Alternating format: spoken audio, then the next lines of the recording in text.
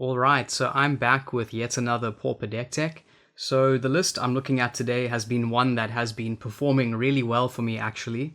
It's a mono green Stompy deck, but with a slightly different flavor to most of the classic Pauper Stompy decks. Specifically, this deck leans really hard into aspect of Hydra.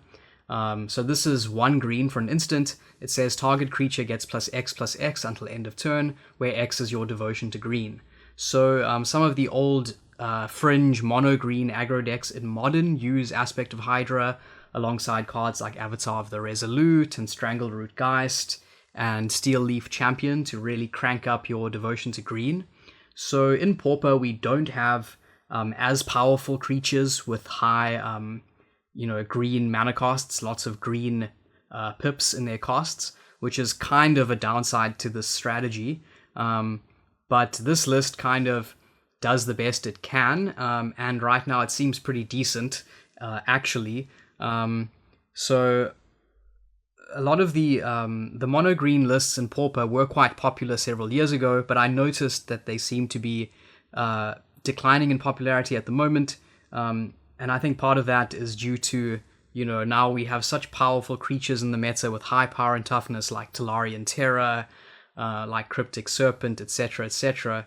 So you need creatures that are bigger than just 3/3s, etc., to really be punching through and trading with those big fatties. So this list kind of tries to mitigate that a little bit by using cards like Bayou Graph. So it's 2 for a 5/4. It says, as an additional cost to cast the spell, sacrifice a creature or pay 3. So we have a little bit of a Bayou Graph shell going on in this deck. So we could have leaned straight into aspect of Hydra only, by just only having creatures with many green pips in their mana cost, like Nissa's Chosen, like Swordwise Centaur, etc. But instead, we are mixing it up a little bit, and essentially we have 2 strategies going on here. We either want to attack through with a ton of damage with aspect of Hydra, or we want to just drop an early game Bayou Graph and then back it up with the rest of our aggro creatures. So, okay, I will start going through the list one by one. So we have 18 lands. I'm still not 100% sure about the land count, but this 18 land version seems to be performing pretty well. So now, of our 18 lands, 3 of them are Kelney Garden. It enters tapped. When it enters, creates a 0/1 green plant creature token. So that is there for Bayou Graph. We can sacrifice the plant to the Graph, and also the plants, I guess, can be chump blockers if necessary. Okay, so our 1-drops, we are running 12 1-drops, which seems to be the good amount. But now the question is, which 1-drops exactly do we use in those 12 slots? So we want aggro 1-drops, ideally creatures with 2 power, although depending on the meta, different 1-mana creatures might feel stronger. So first up is Nettle Sentinel, 1 green for a 2/2, doesn't untap during its controller's untap step, but whenever you play a green spell, you may untap it. Then we have 4 copies of Experiment 1, 1 green for a 1/1 with Evolve, so whenever a creature with greater power or toughness enters the battlefield, put a +1/+1 counter on Experiment 1, and you can remove 2 counters from Experiment 1 to regenerate it, which is quite useful. Then we are running 2 copies of Rogue Elephant, 1 green for a 3/3. When it enters the battlefield, sacrifice it unless you sacrifice a forest. So I do actually like this card quite a bit. You don't want too many copies of it because of the the sacking of the forests, but 1 green for a 3/3 is quite an aggro body, and I've actually found it to be decent thus far in testing. Now, I'm also currently running 1 copy of Young Wolf, 1 green for a 1/1 with Undying. Again, it's there pretty much just to sack it to the Bayou Graph. And then also there's 1 copy of Skagen Pitskulk, 1 white for a 1/1 with Bloodthirst 1. So if an opponent was dealt damage this turn, it enters the battlefield with a +1/+1 counter on it, and it says creatures with power less than Skagen Pitskulk's power can't block it. Now, in terms of other 1-drops I've tried, there are things like Pouncing Jaguar and Mtenda Lion, which are also, pretty decent or okay. So you could try them and just see which ones you seem to prefer. Then in terms of our 2-drops, we are running 4 copies of Nest Invader, 2 for a 2/2. When it enters, create a 0/1 Eldrazi spawn creature token that says sacrifice this creature, add one generic. So again, this is there for the Bayou Graph synergy. We can sacrifice the spawn to the Graph. It also creates a chump blocker, which is nice. It can be used for ramp, which is nice. So I'm pretty happy with the Nest Invader currently. Then very much leaning into our Aspect of Hydra game plan, we have Garruk's Companion, 2 green for a 3/2 with Trample. So this having Trample is very important just for punching through with that damage. So I like this card a lot. It's one of the key cards in the deck. It does so much. Then also for more green mana pips, we're running 2 copies of Burning Tree Emissary.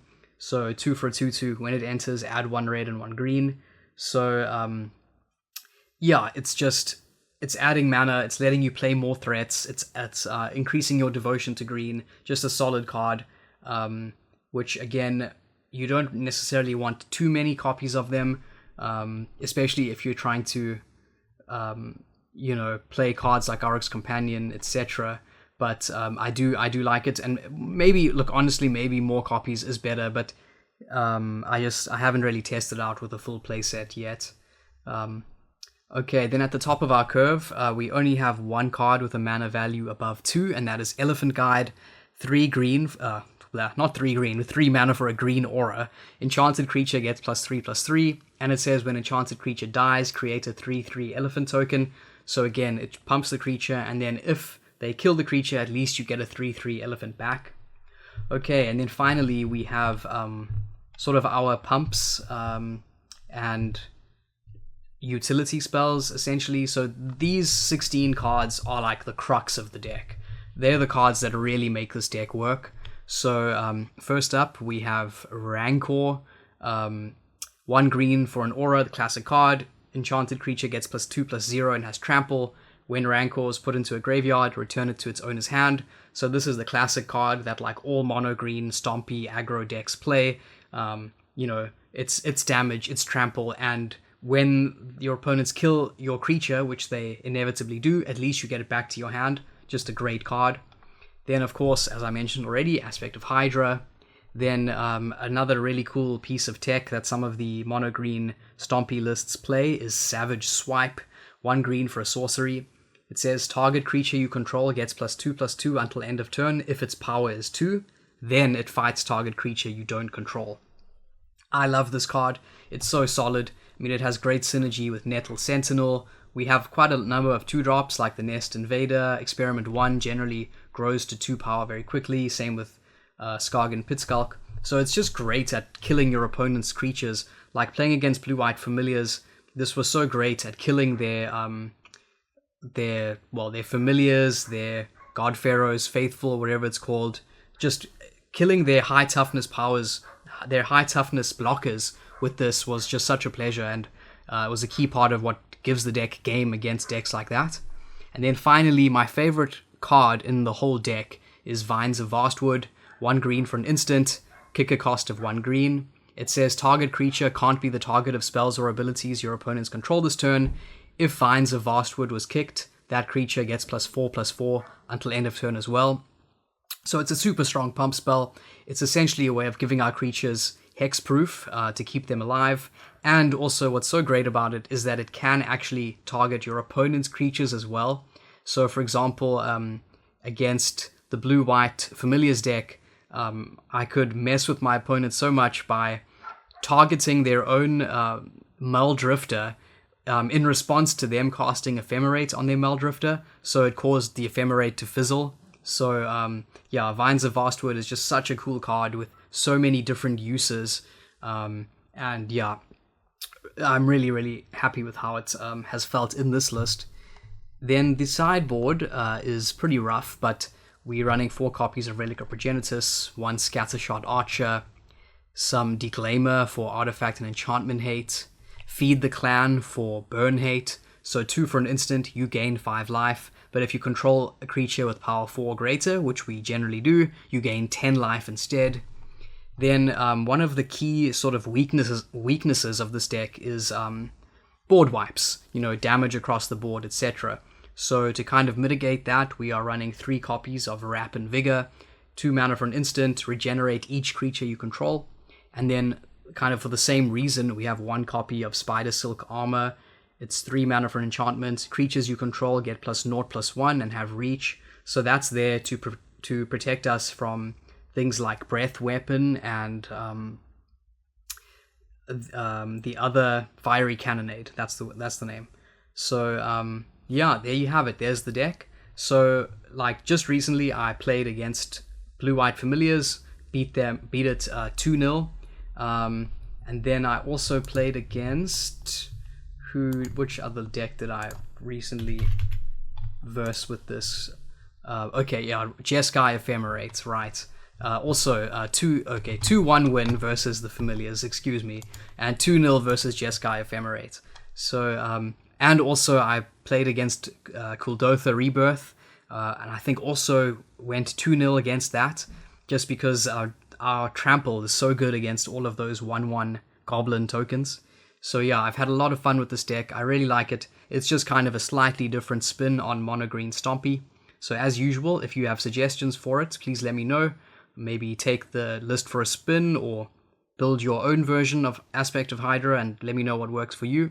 As always, thanks for watching, and I will see you next time.